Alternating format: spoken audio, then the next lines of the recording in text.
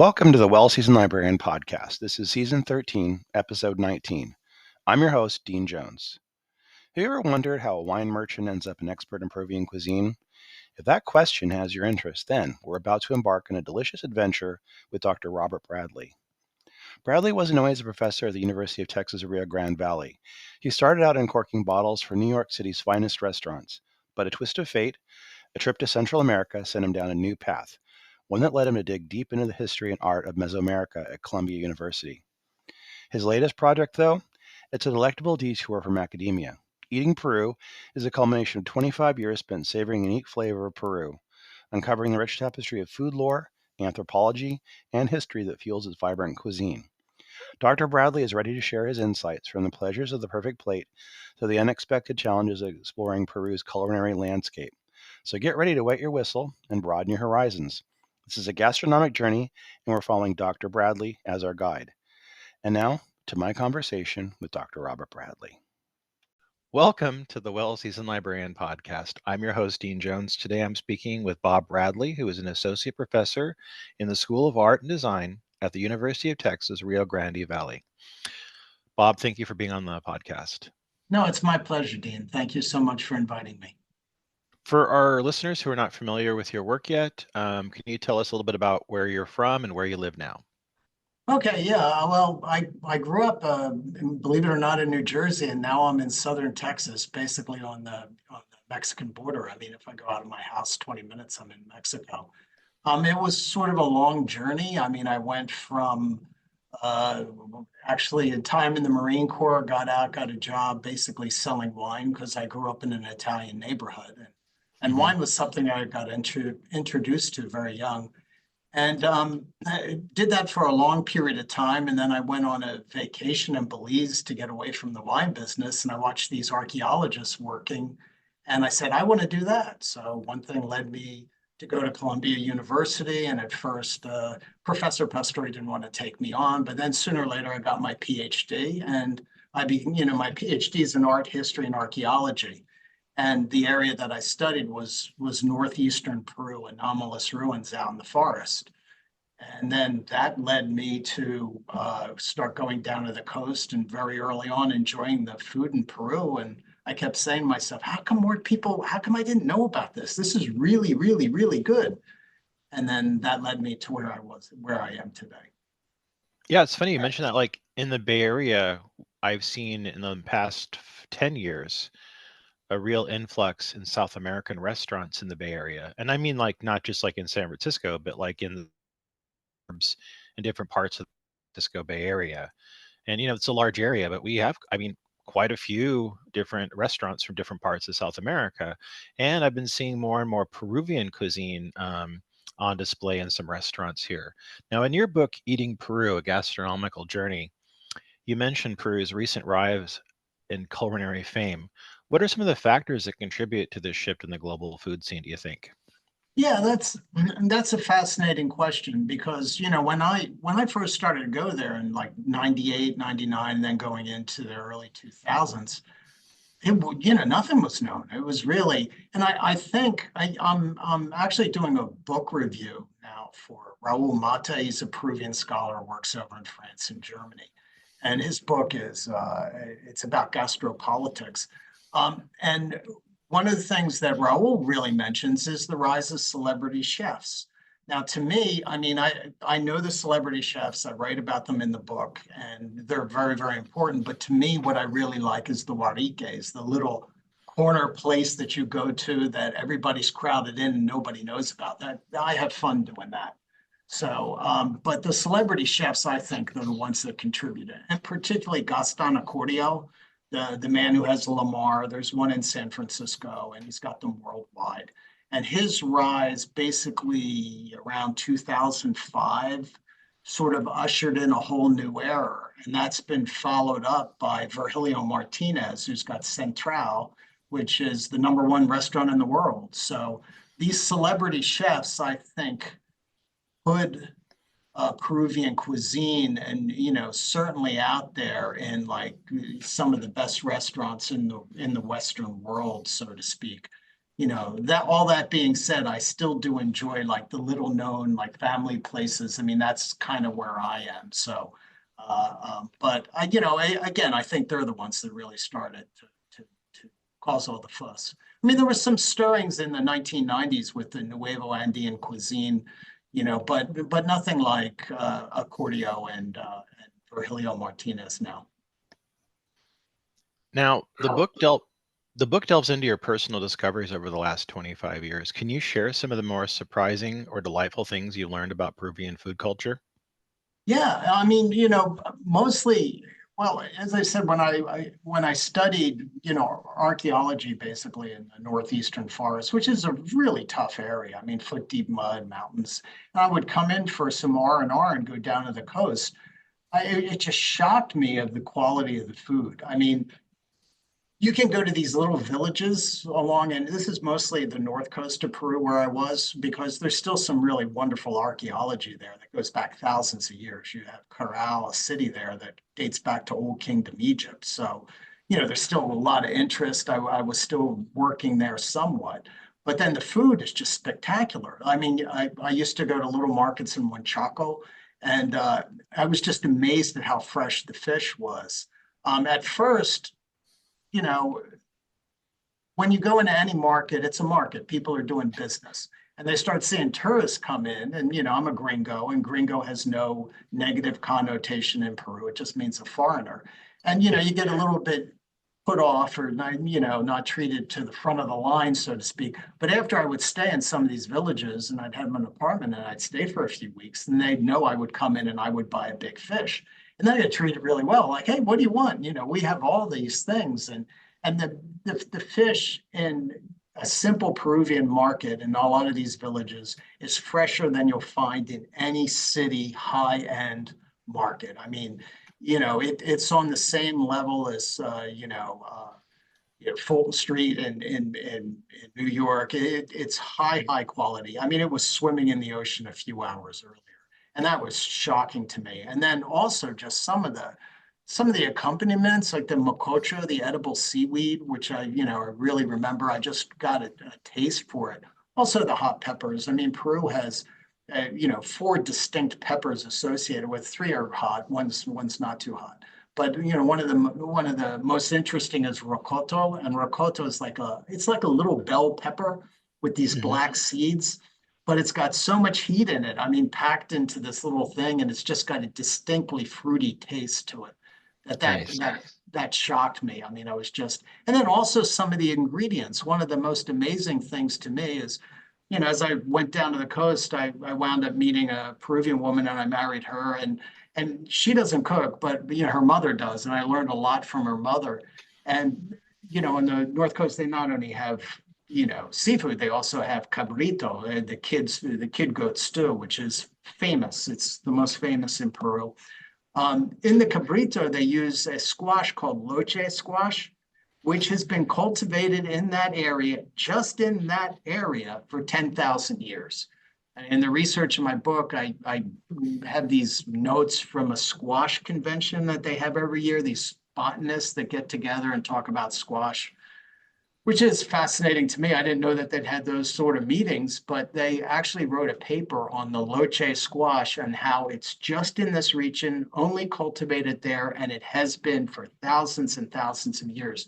And my mother-in-law would rather not make cabrito than not use that squash, because she says the sauce tastes like water without it. So these like shocking things that are so ancient and just still there, and they're not going away anywhere. It's just fantastic. Now, I want to point out to the listeners, so they could know more about the book, that it's not just like a cookbook with a bunch of recipes. It's a real work of writing with recipes, a history, anthropology, and travel guide. A lot of different types of things, but it's real food writing. Why did you choose this holistic approach, and how did it enrich? How do you think it enriches the reader's experience?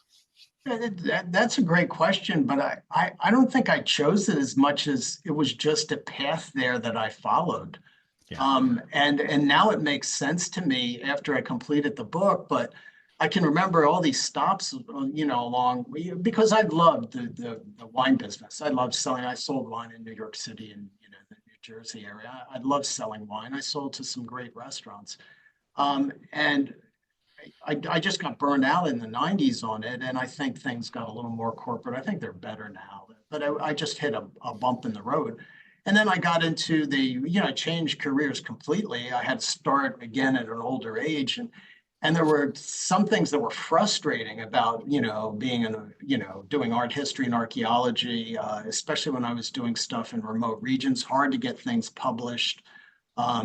Because by that time, if you're writing about some ruin that's not supposed to be an Inca ashlar, a very fine cut stone building that's out in the middle of the cloud forest, it wasn't as well received as I thought it would be. I thought it was spectacular.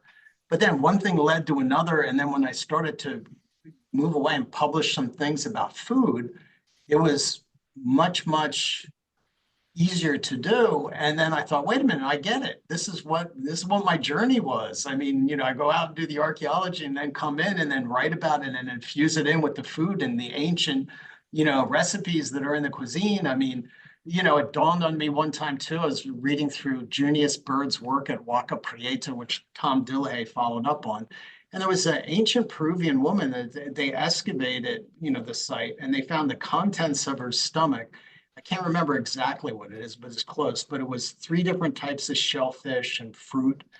And I started to think, wow, wait a minute, they were eating so well back then. And this is amazing. This is, an incredible diet. I mean, and I guess I just wound up here and I'm happy I'm here. I don't think, it took a long time to get here. There's no doubt about it. But it was worthwhile. I think it sort of chose me, if I can put it that way. Yeah, in the book, you spotlight Peruvian staples like ceviche and pisco sours. Can you describe these dishes for listeners unfamiliar with Peruvian cuisine?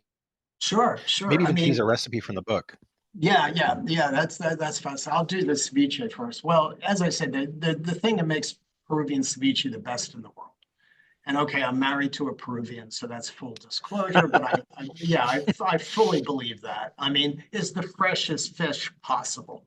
They're pulling in fish. I mentioned a spot, Terminal Santa Rosa, in the book, which is a big, basically truck stop in northern Peru, where all the barcas, all the trawlers are unloading the fish and they're putting it on the trucks, and you can buy retail there before it gets shipped off to Lima. So you're getting the freshest stuff in the world.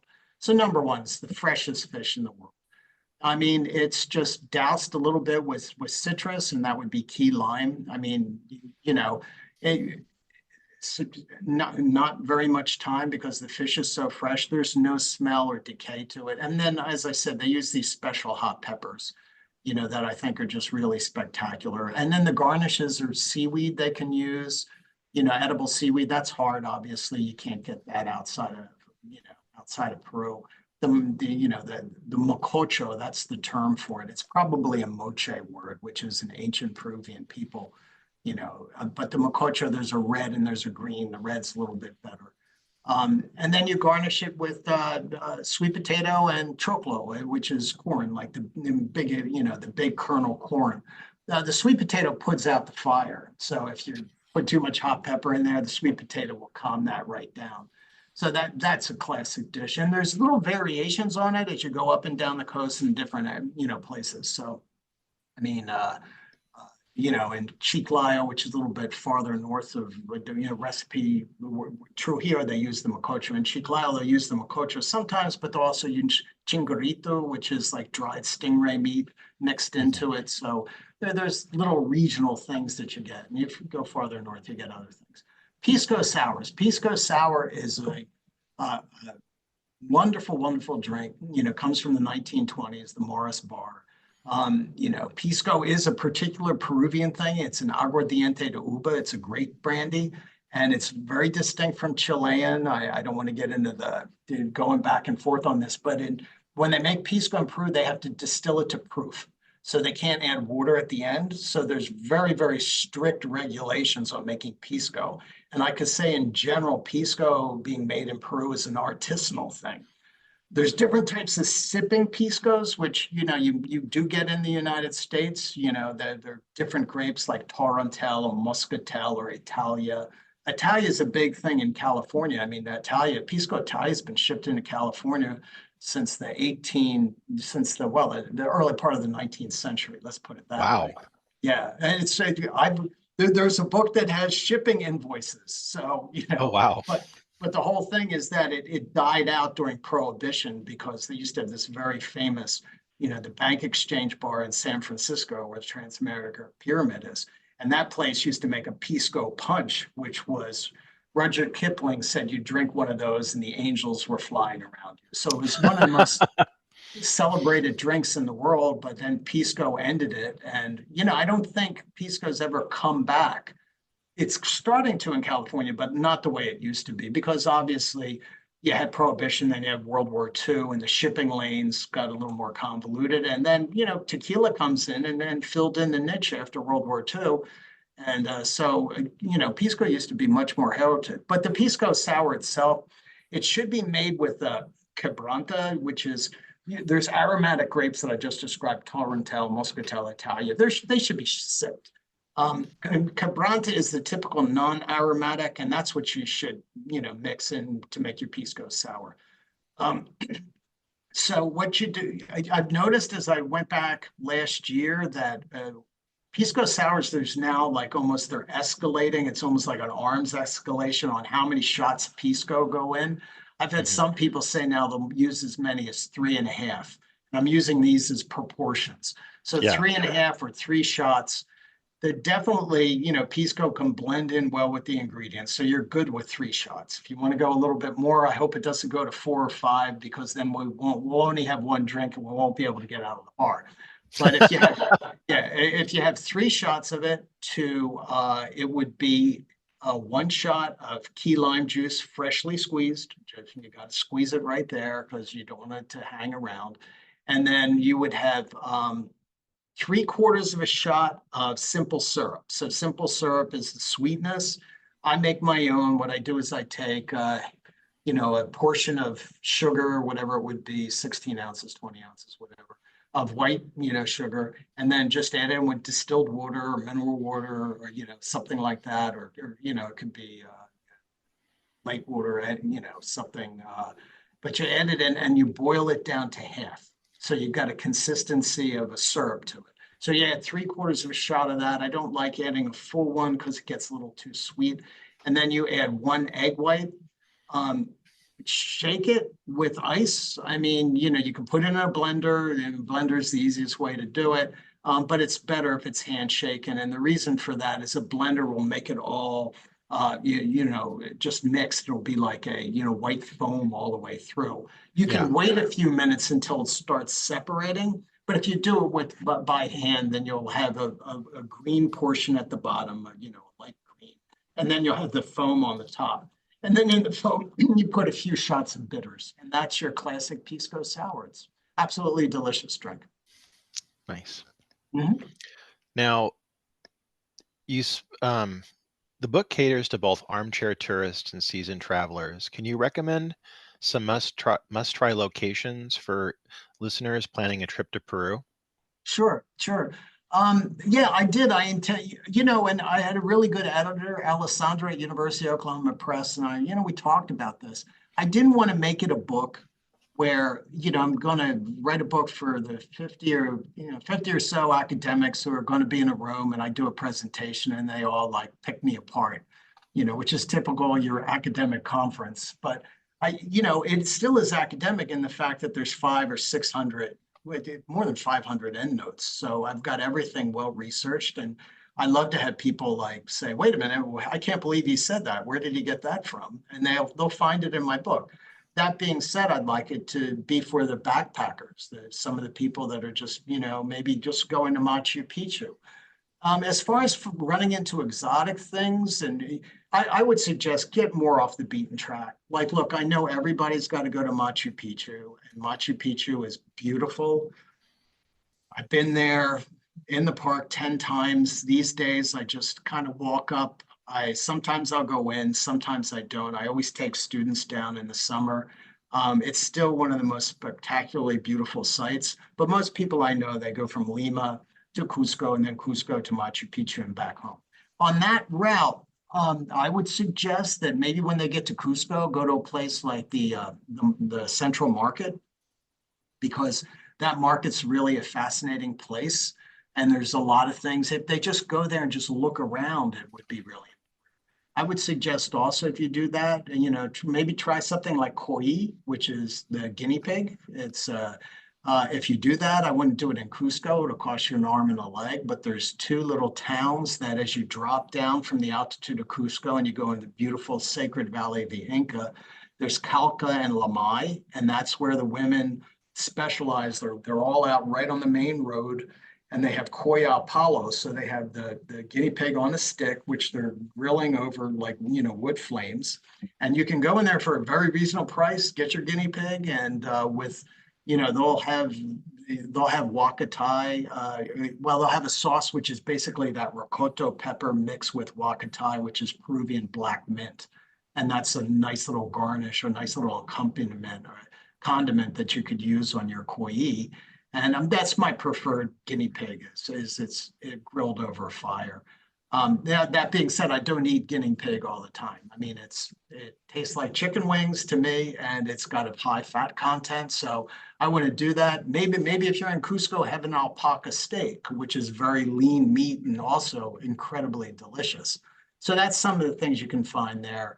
Other parts of Peru, other places you could go. Yes, you can get more, exotic things. Like if I go back to the North Coast, they'll have things like, I wrote a little bit about leaf catfish, these pencil catfish that they have in the rivers, which are, fascinating. But I hate to say it because the rivers, with some pollution, some also using, different chemicals for planting. I mean, the leafs are dying out, so you're not seeing that many anymore. So if you're going to have leaf catfish, you should probably do it sooner than later. And just generally speaking, yeah, that would be it. But I would suggest if you can get off that trail that goes from, they call it the Gringo Trail. Again, there's no negative connotations, but it's Lima to Cusco and then to Machu Picchu. If you go to other parts of Peru, you'll find there's a lot of regional places. I mean, my thing is, I walk into a town, and if you see, these huariques, these little restaurants on the corner, look at one that's really busy at lunchtime, because Peruvians, I think, have very good taste in food. And if you go there, and the place is busy, it's probably making some really outstanding food, and just ask them what they're having that day. I mean, if other parts of Peru, you go to Arequipa, the southern city, they'll have rocotos, the rocoto pepper I talked about, but it's a stuffed pepper. So it's a stuffed hot pepper, and that's a delicacy there. You can find that. I mean, yeah, just travel as much as you can. I mean, and I think my book's a helpful guide for that. As somebody who likes food writing, I was really kind of very pleased and I was able to nerd out a little bit on some of the neat parts. I mean, the book is wonderful, but like you had some parts I really was surprised and happy to see. You had a digression on coca, which is kind of knowledgeable and kind of talks about it. You have a portion about talking about peanuts. And then you also have a bit where you talk about the influence of Chinese and African food in Peru. Can you talk about those things a little bit and why you chose to include them in the book? Sure, Dean. I'd talk about that all day. How much time do you have? And Yeah, as I much as you really, need. yeah, I really appreciate the fact that you appreciated that, because I was thinking, I wonder how that's going to go over. I mean, Coke is a fascinating subject to me. I mean, I first got introduced to it because basically I was in northeastern Peru, going up and down these mountains and getting tired as hell. I mean, I was exhausted. And then, Peter Lurch, who's kind of a famous guy, was mayor of Chachapoyas. He's an expat German. One day we were up at this ruin, and he just pulled out a bag of coca leaves. He said, "Have you ever had this?" And I said, "No," and just chewed them. And, I was in love with it ever since. Now, to me, coca is a food. It's a thing Yeah. that gets you through the Andes. I mean, in 1865, they synthesized cocaine, and it was downhill ever since. Yeah. But coca has been around for at least 8,000 years in the Andes. And out of the 216 varieties of coca throughout the world, there's only 4 that have cocaine in them, and they're all in South America. There's one called tupa coca, which tupa means royal. The Inca named it that, but it has this wintergreen flavor to it that's just really excellent. And in northern Peru, it's got a long name that's after the town of Trujillo, which is a northern Peruvian town. Grows in these dry, foothills of the Andes, and that's the most flavorful. That's also the one that Coca-Cola uses as a flavoring agent, as they should, because it's absolutely delicious. So, coca is just an incredible thing. Maria Rostorowski, who's this she died a few years ago, famous Peruvian historian. I mean, she's the one who said that they actually did used to make foodstuffs using coca. And Virgilio Martinez in his restaurant Mill, which he has this kind of pop-up restaurant, although it's been there for years, that's near an Inca site up in the highlands. And he actually does make coca bread. It makes a dish using coca flour. So, coca is just a fascinating thing. I mean, even to this day, part of the Nuevo Andean cuisine, which has really started to catch on recently, is they steep coca leaves in the pisco. So, about a week, you put the leaves in, and then, you make a coca sour. And it's made the same way that I explained making a pisco sour, only you put a coca leaf on the top. And that's my go-to drink when I get to Cusco. I mean, by the way, with coca, it just relieves fatigue, and it helps, if you're thirsty, or it assuages thirst and hunger in the Andes. We actually used it to hike, because it's so much lighter to carry a bag of coca leaves. You can carry a 1-pound bag instead of all this water. The campesinos use it as a survival mechanism. So it's a great thing. I mean, so coca's fantastic. You asked about coca, and then peanuts. Oh, peanuts. Yeah. Peanuts yeah. Thank you for appreciating that, because peanuts are just, they're amazing. I remember reading one archaeological text where they said that in ancient sites along the coast, like the Moche sites that I'd mentioned previously, I know that term. My oldest son's name is Moche, so I always refer back to them. But they said they were excavating places, and they actually looked like football stadiums after a game, because there were so many peanuts all over the floor. And a lot of times you think peanuts, and you think Africa, and there's a reason for that. I mean, the peanut makes its way, but it's an ancient Peruvian thing. I mean, the Moche art, they have these beautiful gold peanuts. They have necklaces with gold and silver peanuts. I mean, that's amazing. They're making golden peanuts. Nobody's ever done that with a potato, I hate to say, even though, but peanuts were celebrated. But peanuts make their way through the pre-Columbian exchange back to Africa. So they go back with the Spanish, and then they work their way into Africa. And in Africa, by the time botanists were looking at the peanut in the 18th century, they thought it was indigenous to Africa, along the, coastal Africa. The sub-Saharan, coast of Africa, they thought that's where peanuts came from. That's how prolific they were. Peanuts are fascinating. And then also with the influx of different immigrants, and particularly the Chinese and the Japanese. The Chinese basically came in the towards the end of the 19th century. A lot of that had to do with, Peru had abolished slavery, abolished it pretty early on. You get into the Republican era, where they've broken away from Spain. And there was a labor shortage. So what they did was they basically worked out these contracts, which actually went through Macau, to bring in these workers. And the workers came in, and they were basically 99%, young males. So, they came in, and they assimilated with Peruvians. I mean, all throughout, and the two things that they did was they either dug the berg guano off the rocks off of the coast, and the reason they did that was to make fertilizers. I mean, This is before the Germans actually came up with a process to make synthetic fertilizers. fertilizers were a huge business. I mean, it was one of these boom business where they needed workers. They also worked on the sugar plantations. So, they kept that up, and then they over time, they wound up staying there. So you've got this Tushan or Tushen culture in Peru. And if anyone has gone to Peru, even if you stay on Lima, going to Cusco and then going to Machu Picchu, you're going to see chifas. Chinese restaurants are all over the place in Peru. It's mostly Hong Kong style food, rice noodles. But if there's Kion is a restaurant in Cusco, which is incredible. I mean, very, very good. I mean, and there are some, chifas in Lima that are just some of the best in the world. So the Japanese come over a little bit later. The Japanese, did do the sugarcane plantation stuff, but quickly got into textiles. And then in the 20s, 30s, the Japanese are moving into, you start seeing Nikkei cuisine. In particular, one of the most famous was Nobu. Nobu actually came over to Peru, I think in the 70s, and he really learned his craft with seafood while he was in Peru. So Wow.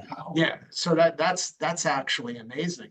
And today Maido, which is one of the best restaurants in the world, is a Nikkei cuisine.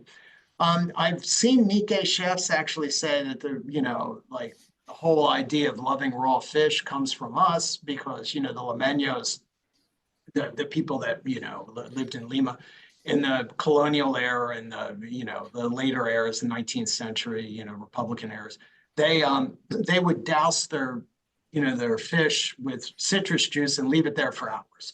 And that's kind of true. Actually, the citrus that they used, and this is from Fuentes' book, which gives you a snapshot of Lima in the 1860s. The citrus that they used was bitter orange, and bitter orange is almost gone these days. I mean, there used to be bitter orange grows all over Peru, but there is in Huacho, you could still probably get ceviche with bitter orange. But anyhow, they did soak it a long time. I've read the recipes, and it's kind of horrible. I mean, they shouldn't have, but I mean, this was more European taste at the time. That being said, if you were outside of Lima, if you were on places, like I said, the North Coast, some of these ancient, more pre-Columbian places, they've been eating raw fish for thousands of years. So no, I mean, the Nikkei chefs did change some things in Lima, but for the rest of the country, I would say, not really. I mean, they had a taste for raw fish, and they always had. That being said, Nikkei chefs have come in and they've come up with some amazing things, like the tiradito style of slicing. Ceviche. You can get ceviche done tiradito, which is basically comes from sashimi. So they did have an influence. There's no doubt about it. And as I said, Maido is one of the best restaurants in the world, and it's the culmination of Japanese Peruvian cuisine. You mentioned briefly potatoes, and when we talk about Peru, we often mention that, just like I think, unfortunately, like we do with Ireland. Do you think it's overplayed when we talk about Peru? No, it's not. I mean, the potato, it comes obviously from the Andes, and the whole thing is how many varieties. So who knows? I mean, you see everything from 400 to thousands. There's a lot of them, though. Let's put it that way. The funny thing is, though, you have one variety that comes back and then it gets put all over the world. Most of the time you walk into a supermarket, everything you're seeing is going to be the same potato. And that, of course, it comes into Ireland, and, they plant it and all over the place. And it takes the economy and just turns it into this vibrant, world of making like lace and textiles. And it's just this beautiful part of the British Empire, till it isn't, when, the potato blight gets over there, and they think it might have come from the shipments of fertilizer. So in other words, this wonderful food stuff that basically changed the Western economy. I mean, there's a potato war in Europe because, these armies were eating potatoes to fight each other. So, but and Ireland becomes this gem, and then there's a huge famine where, millions of people have to leave or they die. I mean, it's horrific. And it comes from this thing that it's like if you take one crop, a monoculture, and you plant it all over, sooner or later something's going to get it, and it's going to get it in mass. And I think we learned our lesson on that one. That being said, potatoes, the problematic thing is that potatoes need so many fertilizers and pesticides that it's a really hard thing. I mean, really hard thing to we think about that when you eat them. Interestingly enough, there are still some varieties of potatoes that are semi-wild. I mean, the whole point of that is that when you take something out of nature and you start playing around with it, and you don't have to do it on a like Monsanto would do and changing different DNA structures of them. But if you're just planting things that are more edible and they're less bitter, that means they have less resistance against everything wanting to eat them. And then what you wind up with is a very vulnerable crop. And that's what we have with, one particular variety of potato. That being said, if you go to even a sandwich place like Lucha Sandwicheria in Lima, and it's a chain, it's all over the place. I mean, they have Guairo potatoes, which are kind of semi-wild. They're delicious potatoes, and there's something that can hold up in nature without all these pesticides and without all these, fertilizers. So, and a lot of crops are like that. Corn's the same sort of thing. I mean, if we take something, if you take a monoculture and you just plant it all over the place, and it's just one particular variety, something's going to get it. Something's coming after it. There's no doubt about it. Now, your book talks about the pleasures and perils of travel in Peru equally. Can you elaborate on some of the challenges you faced and how they enriched your experience? Yeah. Well, especially in the beginning when I went to the Northeast. I mean, when I first landed in Cajamarca, I was going to, it's going to take Cajamarca is a northern Andean town, and pretty much off the beaten track, but it is wonderful food. It's a great place. I landed there. I had no Spanish, and I had to make it to Bamba, so I had to go through the Marañón River Canyon, which is twice as deep as the Grand Canyon, and it's just, Wow. and I wound up in a town where there's more horses than people, Bamba. So, that was a challenge. There's no doubt about it. A couple times I've had going mostly into the north, and I used to, as a grad student, take the cheap buses. Don't take the cheap buses. I mean, just don't. And at that time, they had a really bad habit. I know this has been stopped, like, for sure, over the past decade. But the bus drivers, if they'd have empty seats, they used to pick up people and then have them pay some sort of fee, and they could put it in their pocket, and they put them on the bus. Typically, you get a robber there every once in a while. That's just not a good thing to do. So I have been robbed on a bus. I remember one time when I was, the Peruvians were so nice to me. Oh, sorry that happened. I mean, how could, this happens to us all the time. And just remember that, your average Peruvian, they go through some difficult things every day. I mean, they have to kind of like, just get through these things. So, but Peru is like any other place. Lima's a big city, any other big city, LA or New York. I mean, you have to kind of be a little more careful. You have to, so you do get that. And there are, of course, like good barrios. I mean, the barrios in Lima that most people go to are Miraflores or San Isidro. They're the Miraflores mostly. There are other fantastic places you could go, like Chorrillos or Circo. Circo is still pretty high end. Pueblo Libre. There are places, but you have to be a little more careful in them. So that's they're worth your while, though. I mean, a lot of times if you do get off the beaten track, you go to the more remote places, then you can find some great things. And for the highlands, for most, even little towns, I mean, you're very safe almost anywhere. I mean, the big challenge for me in the highlands was like dogs. I mean, a lot of times, and you also get that along the coast because you got a lot of dogs that are, some are feral, but some are just sort of hanging out, and I remember one time I was in the village of Bamba, and I was going out to Chilchos through this remote area for a week or so. And I had this little Pekingese behind me, and he kept barking at me, and I didn't pay much attention. And then, boom, got the back of my ankle, and drew blood and everything. And I'm like, okay, well, I'm just going to go anyhow.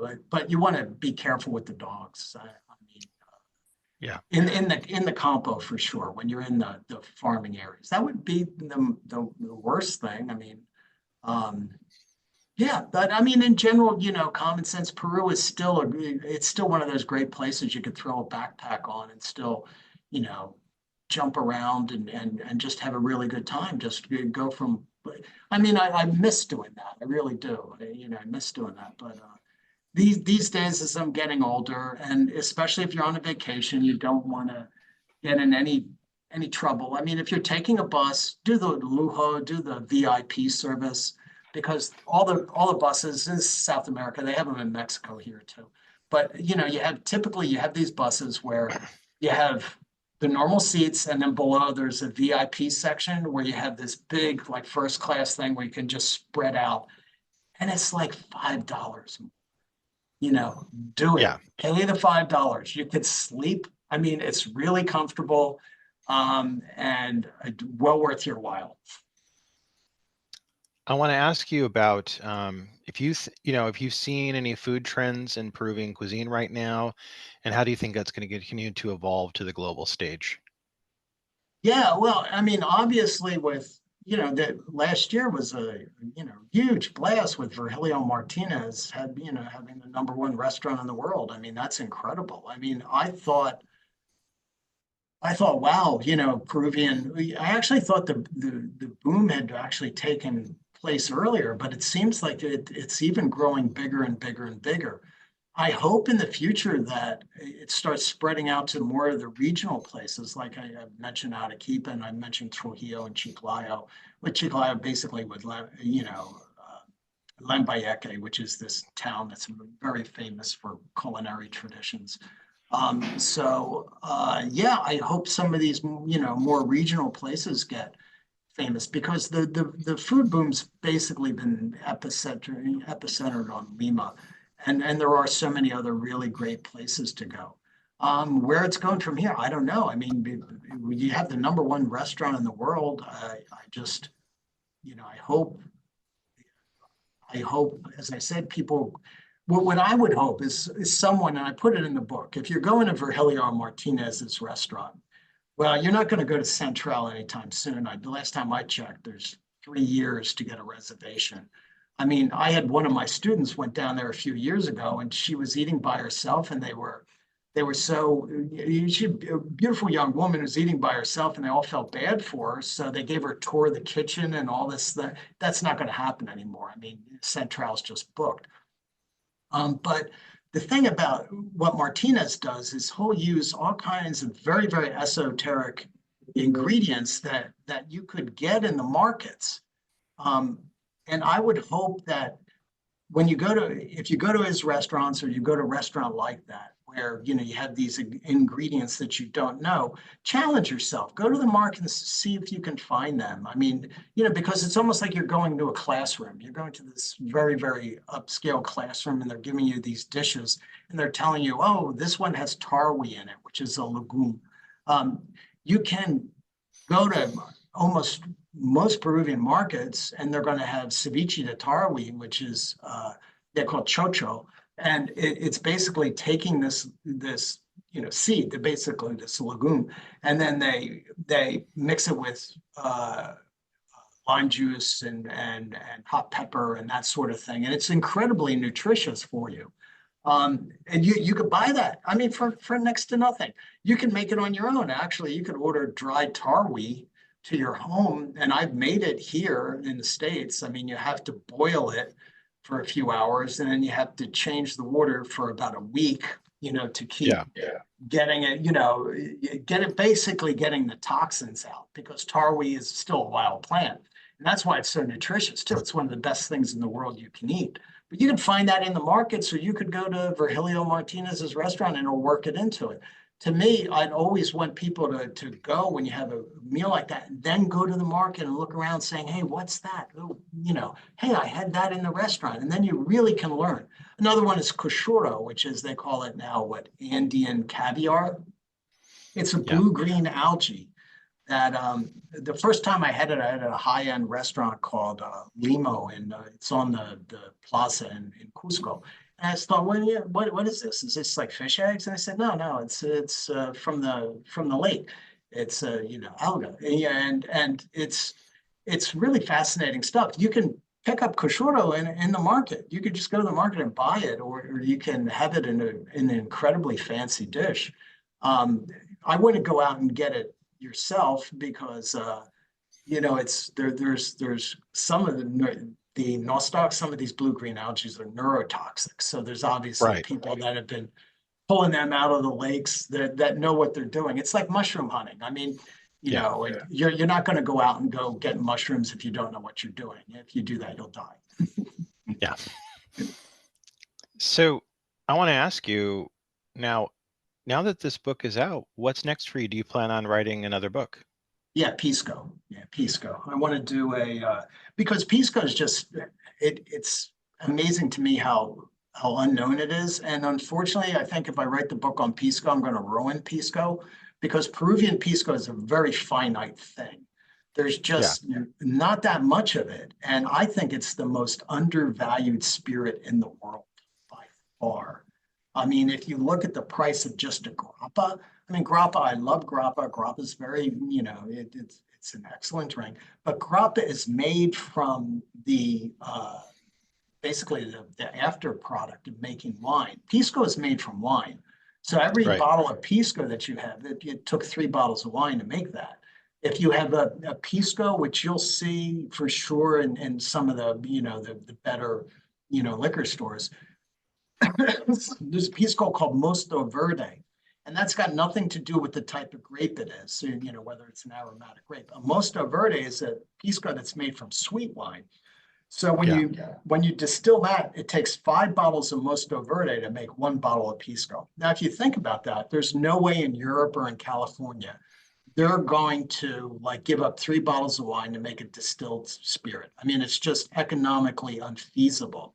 The only way that it gets done in Peru is that those vineyards have been there for hundreds of years. They also have particular varieties of grapes which get incredible sugars. They're incredibly sweet. And it's also the type of place that it is because it's grown basically in a desert. So all these factors come in to make this like a very, very special thing. And like I said, I don't think it's, well, I know it's nowhere near as appreciated as it could be. And I'd like to write a book. My next time that I want to get down to Peru, when I get some time, I'm not traveling with students. I want to go to the major Pisco places. I just got an invite from one bodega. They don't call them vineyards or distilleries. You use the term bodega. So I've got an invite from a bodega, but I definitely want to go to Moquegua, which is a little more off the beaten track. It's one of the Pisco regions, and that's the one with some of these incredibly old vines and some history. And just want to enjoy myself and write about that, the history of Pisco in Peru.